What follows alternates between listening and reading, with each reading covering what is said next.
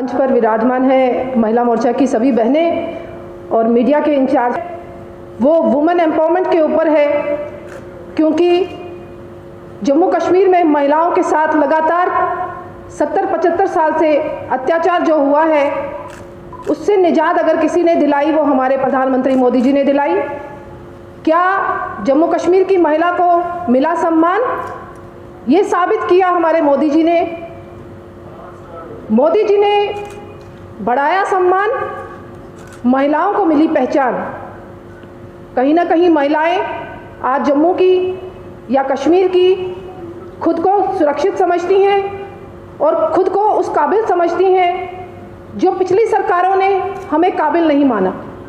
आप लोगों को पता है कि पूर्व काल से महिलाओं का स्थान बड़ा अग्रणीय रहा है, मगर कहीं ना कहीं यहाँ की सरकारों ने, चाहे वो एनसी की रही या कांग्रेस की रही, उन सरकारों ने हमें सेकंड ग्रेड बनाकर रखा था। ये मोदी जी के आने के बाद 2014 से लगातार हम लोगों का स्थान बढ़ा है, हम लोगों का सम्मान बढ़ा है। 2014 से लगातार मोदी जी अनेकों स्कीमों के माध्यम से महिलाओं को सम्मान देने की कोशिश कर रहे हैं, महिलाओं को सशक्तिकरण करने की कोशिश कर रहे हैं। वो स्कीम्स आप सब भाइयों को पता भी है। उन स्कीमों में ना जाकर मैं ये बात ज़रूर करना चाहूँगी कि एनसी और कांग्रेस ने पिछले 70-75 साल में हम महिलाओं के साथ क्या दुर्व्यवहार किया, यह आप लोगों को भली भांति पता है। यहाँ की महिलाओं को अधिकार नहीं था।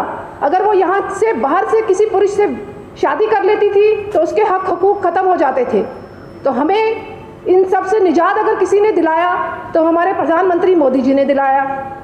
5 अगस्त 2019 को धारा 370 और 35 से ख़त्म करके मोदी जी ने ये बात सच साबित कर दी कि महिलाएं जो हैं वो बराबरी का अधिकार रखती हैं, चाहे वो किसी भी क्षेत्र में रहती हैं, क्योंकि उसके बाद महिलाओं को बराबरी का अधिकार मिलना शुरू हुआ। एनसी और कांग्रेस ने आज तक सिर्फ महिलाओं को वोटों के लिए इस्तेमाल किया, और ख़ासतौर से मैं जम्मू की बात करूं तो महिलाओं को सिर्फ अपने वोट बैंक पॉलिटिक्स के लिए उन्होंने यूज़ किया। मुझे लगता है कि जम्मू की महिला इतनी सक्षम है और इतनी समझदार है कि इनकी राजनीति बड़ी अच्छी तरह जानती हैं। मैं बड़े विस्तार से ये बात कर रही हूँ कि मोदी जी ने हम महिलाओं को अगर सम्मान दिया तो बदले में हम लोगों का भी ये फ़र्ज़ बनता है कि हम लोग जम्मू से अपनी सरकार चुनकर उनको दें, भाजपा का मुख्यमंत्री चुनकर उनको दें, क्योंकि मोदी जी ने हम महिलाओं को जो 50% हमारा हक बनता है वो दिया है। आप पारित किया गया 33% रिजर्वेशन का लाया वो बिल कांग्रेस की सरकारों द्वारा था, मगर उस पर मोहर लगाई हमारे मोदी जी ने, क्योंकि उनकी मंशा और उनकी इच्छा बिल्कुल साफ है कि जो वो कहते हैं वो करते भी हैं, और उन्होंने करके दिखाया। आप लोगों ने देखा कि 50% हम लोगों ने मैनिफेस्टो में रखा है कि 50% का आरक्षण हम लोग यूएलबी में, पंचायती राज में, और जो यहाँ पे चुनाव होंगे डीडीसी के, उसमें 50% महिलाओं का हक रहेगा। जो पिछली सरकारों को करना चाहिए था वो कहीं ना कहीं मोदी जी पिछले 10-11 साल से जम्मू कश्मीर में कर रहे हैं। हम सभी बहनों को बड़ा गर्व महसूस होता है कि हम उस पार्टी के कार्यकर्ता हैं जहाँ महिलाओं को सम्मान मिलना शुरू हुआ है। आर्मी की बात करूँ तो आर्मी में महिलाओं को आज तक कहीं जाने का मौका नहीं मिला। आज आर्मी के हर फील्ड में महिलाएं बढ़ चढ़ कर भाग ले रही हैं। आज देश का कोई ऐसा डिपार्टमेंट नहीं है, कोई ऐसा कोना नहीं है जहां पर महिलाएं अपना भागीदारी नहीं दिखा रही। सैनिक स्कूल्स की बात करूं, सैनिक स्कूलों में बच्चियों की एडमिशन उन्होंने करवा दी है। यहाँ जम्मू कश्मीर में ट्रेंड ये चल रहा था कि ये पुरुष प्रधान जम्मू कश्मीर बन गया था। यहाँ सिर्फ कुछ लोग जो पॉलिटिकल पार्टीज थी, उन पॉलिटिकल पार्टीज के पुरुष यहाँ पर सिर्फ राज कर सकते थे। भाजपा में एक आम महिला को भी शासन करने का मौका मिल रहा है, चाहे वो 33% की बात करूं जब वो लागू होगा, चाहे मैं 50% आरक्षण की बात करूं जब वो लागू होगा। सरकार बनने के बाद की ये सब बातें हैं। मुझे लगता है कि हम सब महिलाएं इंतज़ार कर रही हैं कि जब सरकार बनेगी और हमारी महिलाओं को उनकी रिप्रेजेंटेशन मिलेगी। बहुत सी स्कीम्स ऐसी हैं जो मोदी जी ने लाई भी हैं, चाहे गाँव की बहनों की बात करूँ, ड्रोन दीदी की बात करूँ, जिस तरीके से उसमें ज़्यादा से ज़्यादा महिलाओं की भागीदारी हो वो मोदी जी ने साबित कर दिया है।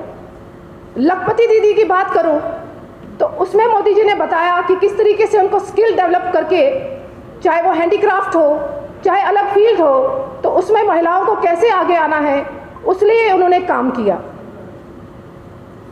आप लोग समझ सकते हैं कि पिछली सरकारें जो यहाँ रही हैं उनकी महिलाओं के लिए क्या मंशा रही है। तो आज मुझे ये कहने में कोई झिझक नहीं है, पिछली सरकार जो थी वो महिला विरोधी थी, और जो आने वाली सरकार होगी भाजपा की वो महिला हितैषी होगी, ये मैं आपके सामने बिल्कुल कहूँगी।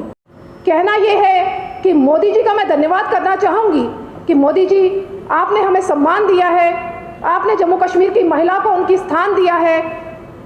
33% तो हम अपेक्षा करते थे कि आप हमें देंगे, मगर 50% जो आप हमें दे रहे हैं उसके हम हकदार भी थे, क्योंकि समाज का जो एक हिस्सा है 50% हिस्सा महिलाओं का है, वो मोदी जी ने बता दिया कि हम जम्मू कश्मीर में ये सब देकर आप सभी महिलाओं को उनका स्थान देने जा रहे हैं। यही बात करते हुए बहुत सी स्कीमें मेरी बहन नेहा जी बता रही थी जो अभी ग्राउंड में इम्प्लीमेंट हो रही हैं, चाहे सुकन्या समृद्धि योजना की बात करूं, 0 ईयर्स से लेके वो अकाउंट खोल सकते हैं और 10 ईयर्स तक वो अकाउंट खोल सकता है। आफ्टर 15 to 18 ईयर्स वो इसको विड्रॉ कर सकती है बच्ची, क्योंकि पहले कहीं ना कहीं बेटी को बोझ समझा जाता था। मोदी जी ने बता दिया कि बच्ची जो है वो कोई बोझ नहीं है, बच्ची आपके घर की शान है, बच्ची का आप सम्मान करेंगे तो आपके समाज का सम्मान होगा। मुझे लगता है कि किसी भी समाज को बढ़ाने में, किसी भी देश को आगे ले जाने में महिलाओं की अहम भूमिका रहती है।